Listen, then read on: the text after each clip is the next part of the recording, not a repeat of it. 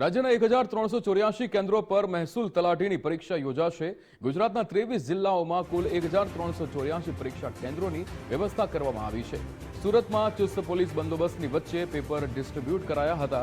પરીક્ષાનું live streaming CCTV દ્વારા મેળવવામાં આવશે। બપોરે 2 થી 5 વાગ્યા સુધી પરીક્ષા યોજાશે। સુરત જિલ્લામાં 143 પરીક્ષા કેન્દ્રોની ફાળવણી કરવામાં આવી છે। સુરતમાં 3 સ્ટ્રોંગ રૂમ પરથી પરીક્ષણ પ્રશ્નપત્રોની પણ ફાળવણી કરવામાં આવી છે।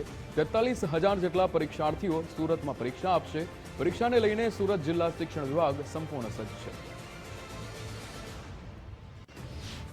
ગુજરાત રાજ્યના 1384 જેટલા કેન્દ્રો પરથી આજે મહેસૂલ તલાટીની પરીક્ષા યોજાવા જઈ રહી છે। ત્યારે તમામ જે પરીક્ષા કેન્દ્રો ઉપર જે પ્રશ્નપત્ર છે તે પહોંચાડવા માટેની જે પ્રક્રિયા છે તે કરવામાં આવી રહી છે। ચુસ્ત પોલીસ બંદોબસ્ત અને જે સરકારી અધિકારીઓની ઉપસ્થિતિની અંદર આ પ્રશ્નપત્રોના પાર્સલો છે તે ડિસ્ટ્રીબ્યુટ છે તે કરવામાં આવી રહ્યા છે।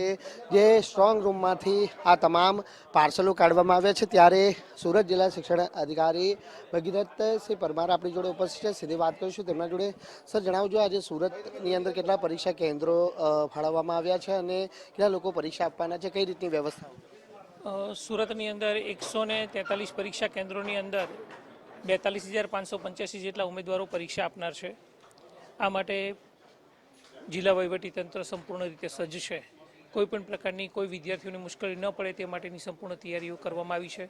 ગુજરાત ગૌણ સેવા પસંદગી મંડળની સૂચના મુજબની સંપૂર્ણ તૈયારીઓ થઈ ચૂકી છે અને એ પ્રમાણે કામગીરી કરવામાં આવી રહી છે।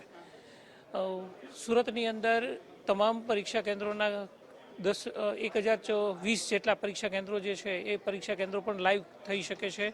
તેનું લાઈવ મોનિટરિંગ થઈ રહ્યું છે, જેથી કરીને કોઈપણ જગ્યાએ અઘટિત ઘટના ન બને તે માટેની સંપૂર્ણ તૈયારીઓ કરવામાં આવી છે। જિલ્લા વહીવટીતંત્ર દ્વારા વર્ગ 1ના ડેપ્યુટી કલેક્ટર કક્ષાના અધિકારીઓ પ્રશ્નપત્ર લેવા માટે ગયા હતા।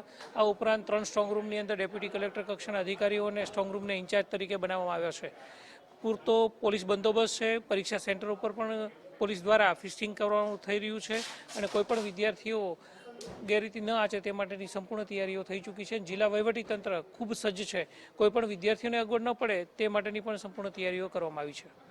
કડક ગાઈડલાઈન પણ જાહેર કરવામાં ગાઈડલાઈન પણ કઈ જાહેર ગાઈડલાઈન આપવામાં આવી છે એની જ વાત કરી કે ભાઈ પોસ્ટ વિભાગ દ્વારા પ્રશ્નપત્રો અહીંયા સ્વીકારવામાં આવે છે। પોસ્ટ વિભાગ દ્વારા આ પ્રશ્નપત્રો ડેપ્યુટી કલેક્ટર કક્ષાના અધિકારીઓની હાજરીમાં જ ગાંધીનગર કક્ષાએ પણ મોકલવામાં આવશે સાંજે પરીક્ષા પૂર્ણ થયા બાદ।